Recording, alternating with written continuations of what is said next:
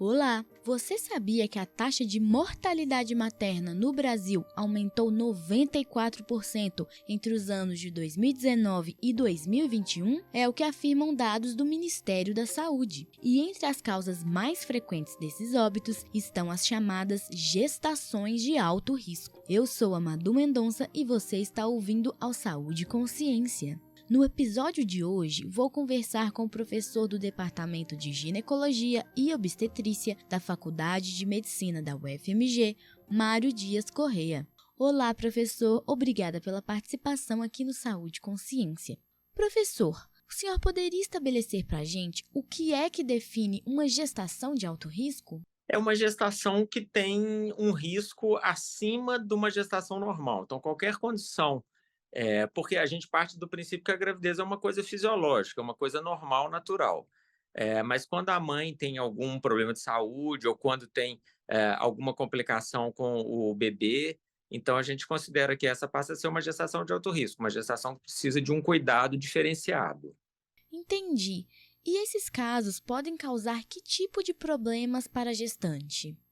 Depende de qual motivo que ela é considerada de alto risco, né? Por exemplo, pode ser considerada de alto risco porque a mãe tem pressão alta, né? Então, seriam complicações relacionadas à hipertensão da gravidez. Pode ser de alto risco porque a mãe tem diabetes, ou então porque ela está com o risco de ter um parto prematuro, um parto antes da hora, né? Então, não dá para a gente generalizar e considerar todas as gestações de alto risco com uma coisa só. Gestação de alto risco é um nome genérico que a gente usa para classificar dessa forma uma gravidez que é um pouco mais complicada do que deveria ser uma gravidez normal. Então, as complicações vão estar relacionadas ao quadro que a mãe apresenta especificamente, né? Ou que o bebê apresenta. E a gente consegue identificar outras possíveis causas ou problemas que podem fazer com que uma gestação seja considerada de alto risco? Então, as mais comuns são essas que eu citei: hipertensão, diabetes, mas, por exemplo, a paciente pode ter um hipotiroidismo, ela pode ter até mesmo um câncer na gravidez, que é uma situação bem complexa.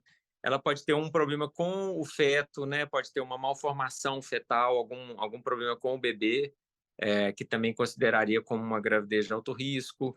Pode ter uma ameaça de parto prematuro, né? Uma situação em que ela corre o risco de ter o bebê antes da hora. Então, são várias condições.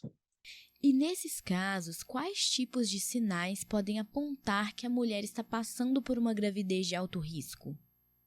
Sim, mães que têm doenças pré-existentes já são consideradas de alto risco.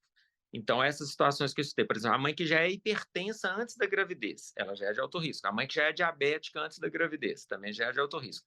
Mãe que tem lúpus, que tem alguma doença renal, qualquer doença crônica que ela já tem durante a gravidez, ela já é de alto risco. Mas mesmo uma pessoa que é totalmente saudável, que não tem problema nenhum, ela pode desenvolver uma condição que aumenta o risco da gravidez, como, por exemplo, o diabetes gestacional, que é uma elevação da glicose que ocorre só na gravidez e depois da gravidez ela tende a voltar ao normal, né? Então, nós temos esses dois grupos: pacientes que já engravidam, que já têm uma doença pré-existente, ou pacientes que desenvolvem algum problema ao longo da gravidez. E uma vez que esses sinais sejam percebidos pela gestante, o que ela pode fazer, professor? Pois é, se ela já tem alguma doença pré-existente, normalmente ela já vai ser encaminhada para o acompanhamento especializado, para o pré-natal de alto risco, né, onde vai ter o especialista que vai cuidar dessa condição dela. Agora, se ela desenvolve uma condição da gravidez, geralmente ela vai estar sendo acompanhada no posto de saúde ou num pré-natal de baixo risco, e aí o médico ou a enfermeira que estiverem atendendo vão ajudar a identificar esses sinais, vão fazer o encaminhamento dela ou para a maternidade, dependendo da condição, ou para o pré-natal de alto risco, para um acompanhamento especializado. O que pode ser um sinal que a gestante pode prestar atenção? Por exemplo, no caso da hipertensão, é mais comum ela ter dor de cabeça, né? É mais comum ela ver umas luzinhas piscando, que é também um sinal que a pressão pode estar alta. Ela pode ficar muito inchada, né? Muito edemaciada, as pernas muito inchadas. Então, tudo isso são sinais que ela tem que ficar atenta e procurar ou o atendimento dela básico ou ir direto na maternidade para ser avaliada. Um dos possíveis agravantes de uma gravidez é o diabetes gestacional, correto, professor? Que sintomas ele manifesta? O diabetes gestacional geralmente é detectado pelo exame que é feito na metade da gravidez. Então, o que ela pode ter de sintoma seria assim, um feto que está crescendo demais, então a barriga que está muito grande. Mas basicamente isso. A gente faz um rastreamento, né? A gente faz uma detecção com exames que são feitos de rotina no pré-natal. Todo mundo faz esse exame e o que ela sente mesmo é pouca coisa. Esse que é o problema, que ela não sente muita coisa. Quando ela percebe, por exemplo, que a barriga já está muito grande, já está mais para o final da gravidez, tem pouca coisa que a gente possa fazer. Então, é mais pelo exame mesmo, nesse caso. Além dele, existem outras doenças que podem surgir no decorrer da gravidez e agravar o quadro de risco da gestante? Tem, sim, a própria pré-eclâmpsia, né, que é esse aumento da pressão na gravidez. Geralmente acontece em mulheres que têm a pressão normal fora da gravidez e durante a gravidez a pressão aumenta muito. Daí também a importância dela ir no pré-natal no início, todo mês, e depois de 15 em 15 dias e no finalzinho até semanal, porque a pré-eclâmpsia é mais comum no final da gravidez. Então, essa observação da pressão é que vai ser importante para a gente determinar se ela está desenvolvendo a pré-eclâmpsia na gravidez ou não. Lógico, ela pode medir a pressão em casa, também no posto, mas essa frequência, essa rotina das consultas de pré-natal é importante para detectar precocemente e poder tomar as medidas necessárias. E o que diferencia a pré-eclâmpsia de uma eclâmpsia, professor? O que muda de uma condição para outra? A eclâmpsia é o surgimento de convulsões na gravidez. Então, é um quadro mais grave que a gestante já apresenta a convulsão. A pré-eclâmpsia é o aumento da pressão que antecede esse surgimento da convulsão. Então, primeiro a pressão vai subir, e aí, se a gente atuar de maneira correta, evita que ela tenha a eclâmpsia. Então, a eclâmpsia, teoricamente, ela é 100% evitável se a pessoa estiver fazendo um acompanhamento correto. Né? A pré-eclâmpsia não é evitável. Tem até medidas para tentar minimizar a ocorrência de pré-eclâmpsia, mas 5 a 10% da população vão acabar desenvolvendo. Agora, se ela está bem acompanhada, a gente consegue evitar que ela tenha a eclâmpsia. A gente interrompe a gravidez antes dela chegar no quadro de eclâmpsia. Entendi. E essas são condições bem preocupantes, né, professor? Quais são as consequências da eclâmpsia e da pré-eclâmpsia para a gestante e para o bebê? Aí, a pré-eclâmpsia, ela começa a elevação da pressão e ela não tem tratamento, né? A gente até consegue controlar a pressão, mas a doença continua evoluindo. Então, muitas das vezes, se ela acontece muito precocemente, a gente acaba tendo que fazer o parto prematuro. Então, uma das consequências é a prematuridade. E se a doença continua evoluindo, aí ela pode se transformar na eclâmpsia, que é essa que apresenta convulsões, né, problemas neurológicos, pode dar alterações da coagulação do sangue, pode dar alteração no fígado, alteração no rim. Então, uma doença potencialmente grave se ela não for identificada e tratada a tempo. Quando a gente encontra esses casos de complicação gestacional, de que forma eles são tratados, professor? Basicamente, a interrupção da gravidez. Não tem tratamento. A gente pode.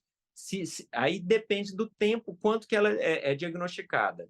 Se ela é diagnosticada acima de 37 semanas, que a gente considera que a gravidez já está a termo, né? O feto já está maduro, então automaticamente a gente já programa a interrupção da gravidez, seja uma cesariana ou seja a indução do parto, né? Para ela ter o parto normal. Se é abaixo de 37 semanas, aí é mais complicado porque o neném ainda está um pouco prematuro. Então, vai depender da gravidade do quadro. Quadros mais graves a gente tem que interromper, independente da idade gestacional, exatamente para ela não piorar mais ainda, e aí passa a ter risco de vida para a própria mãe. E quadros mais leves a gente tenta ir dando antipertensivo, tenta fazendo os exames com mais frequência, muitas das vezes deixa a paciente internada para ir ganhando tempo até chegar numa idade que o neném esteja mais maduro um pouco, ou que já tenha melhores condições de ficar ou seja no CTI neonatal ou mesmo com a mãe, dependendo do tempo de gravidez. E existe alguma forma de prevenção que as gestantes podem adotar para prevenir a evolução de quadros de alto risco, como os que o senhor mencionou aqui? Pacientes de risco têm uma medida preventiva que é usar a aspirina, o AS infantil. O AS infantil tomado à noite, aí, desde 12 semanas até por volta de 36 semanas, um comprimidinho de AS infantil toda noite, ele ajuda a diminuir a ocorrência da pré-eclâmpsia. Então, é uma medida simples que pode ser utilizada. O AS está disponível no posto de saúde, mas não é para dar para todo mundo, é só para pessoas que têm maior risco. Por exemplo, pacientes que têm história familiar de pré-eclâmpsia, ou que já tiveram pré-eclâmpsia em gravidez anterior, ou que são hipertensas, já são hipertensas antes da gravidez, ou com alguma outra doença, tipo lúpus, doença renal antes da gravidez. Então, todas essas pacientes a gente já passa preventivamente a aspirina pela USAID de 12 a 36 semanas. E outra medida também seria o uso do cálcio, suplementação de cálcio para pacientes que ingerem pouco cálcio. Então, se a paciente não tem hábito de tomar leite, de comer queijo, ingere uma quantidade muito pequena, aí a suplementação do cálcio também reduz a incidência da pré-eclâmpsia. O pré-natal é de suma importância para uma gestação saudável, não é, professor? No caso de uma gestação de alto risco, o pré-natal ele se diferencia de alguma maneira daquele de uma gravidez convencional? Geralmente a gente faz consultas mais frequentes, né? Do jeito que eu te disse, a consulta no pré-natal habitual geralmente é uma vez por mês. No pré-natal de alto risco, dependendo da gravidade do quadro, a gente passa a fazer até toda semana, né? Então, ela vai toda semana para a gente dar uma olhada, aí repete exames com mais frequência, faz ultrassom com mais frequência, tudo dependendo de qual que é o problema que ela apresenta, né? Então, baseado no problema que ela apresenta, a gente vai ajustando aí esse acompanhamento.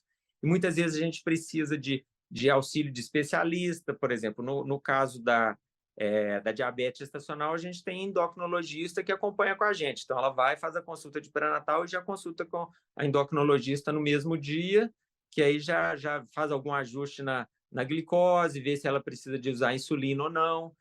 Quando a paciente tem algum problema de coração, por exemplo, tem uma cardiologista que acompanha a gente também, que vai fazendo esse ajuste dos remédios para o coração. Então, esse apoio dos especialistas de cada área é importante também no pré-natal de alto risco para ajudar a controlar melhor essas doenças.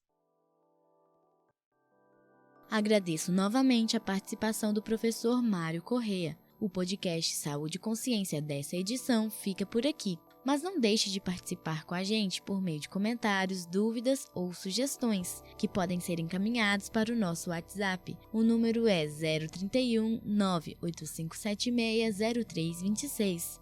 E siga o Saúde e Consciência no seu agregador de podcast preferido e ative as notificações para ficar por dentro de tudo que postamos. Essa é uma produção do Centro de Comunicação Social da Faculdade de Medicina da UFMG. E esse episódio foi realizado por Alexandre Bueno e Giovana Maldini. Eu sou Madu Mendonça, Informação é Saúde e até a próxima!